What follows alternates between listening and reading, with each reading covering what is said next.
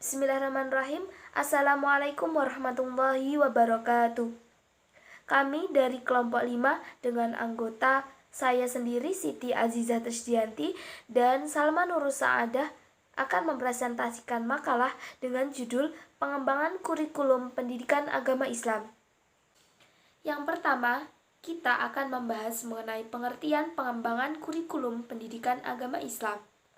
Secara bahasa, kurikulum berasal dari bahasa Inggris, yaitu circle interaction, yaitu suatu lingkaran pengajaran di mana guru dan murid terlibat di dalamnya.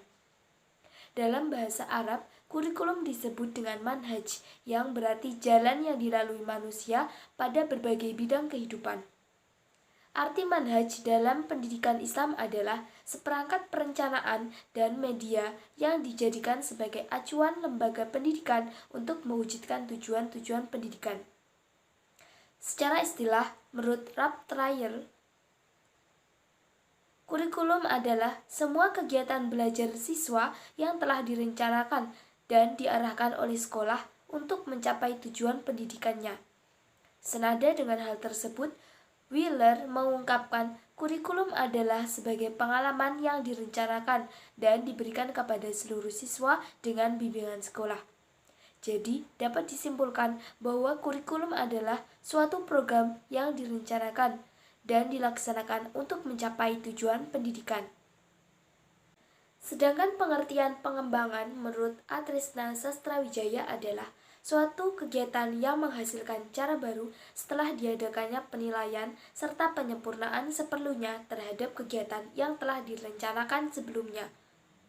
Kegiatan pengembangan kurikulum diartikan Nana Syaudik Sukmadinata, yaitu sebagai proses perencanaan kurikulum agar menghasilkan kurikulum yang luas dan spesifik.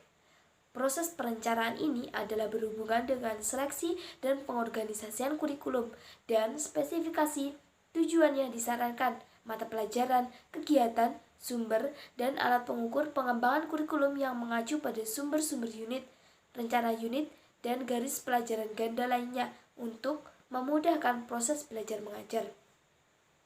Dalam pendidikan agama Islam, pengembangan kurikulum PAI menurut Muhaimin diartikan sebagai kegiatan menghasilkan kurikulum PAI, proses mengaitkan satu komponen dengan komponen lainnya untuk menghasilkan kurikulum PAI, dan kegiatan penyusunan desain, pelaksanaan, penilaian, dan penyempurnaan kurikulum PAI. Yang kedua yaitu prinsip-prinsip pengembangan kurikulum pendidikan agama Islam. Prinsip pengembangan kurikulum pendidikan agama Islam adalah pegangan dasar atau pokok dasar yang perlu diperhatikan serta dipertimbangkan dalam pengembangan kurikulum PAI yang tidak lepas dari tujuan PAI sendiri, sehingga kurikulum yang dihasilkan mampu mencetak lulusan yang ideal sesuai dengan harapan dan cita-cita PAI. Prinsip yang pertama yaitu prinsip relevansi. Relevansi berarti sesuai atau serasi. Jadi, kurikulum pendidikan agama Islam atau PAI harus sesuai dan serasi dengan 3 aspek, yaitu sesuai dengan lingkungan hidup peserta didik, sesuai dengan perkembangan kehidupan sekarang maupun di masa depan. Yang kedua yaitu prinsip efektivitas. Efektivitas di sini adalah sejauh mana rencana program pembelajaran tercapai atau terlaksana.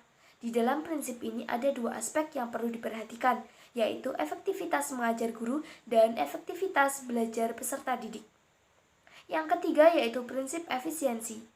Efisiensi merupakan salah satu prinsip yang perlu diperhatikan dalam pengembangan kurikulum, sehingga apa yang telah direncanakan sesuai dengan tujuan yang keempat ada prinsip kontinuitas atau berkesinambungan dan fleksibilitas. Kontinuitas di sini adalah berhubungan, yaitu adanya nilai keterkaitan antara kurikulum dari berbagai tingkat pendidikan, sehingga tidak terjadi pengulangan atau disharmonisasi bahan pembelajaran yang berakibat jenuh atau membosankan, baik yang mengajarkan guru maupun yang belajar atau peserta didik. Sedangkan fleksibilitas adalah kurikulum yang dikembangkan tidak kaku dan memberikan kebebasan kepada guru maupun peserta didik dalam memilih program atau bahan pembelajaran, sehingga tidak ada unsur paksaan dalam menempuh program pembelajaran. Yang terakhir yaitu prinsip praktis. Prinsip praktis maksudnya adalah mudah dilaksanakan. Jadi, baik dari alat maupun biaya pelaksanaan itu mudah didapatkan.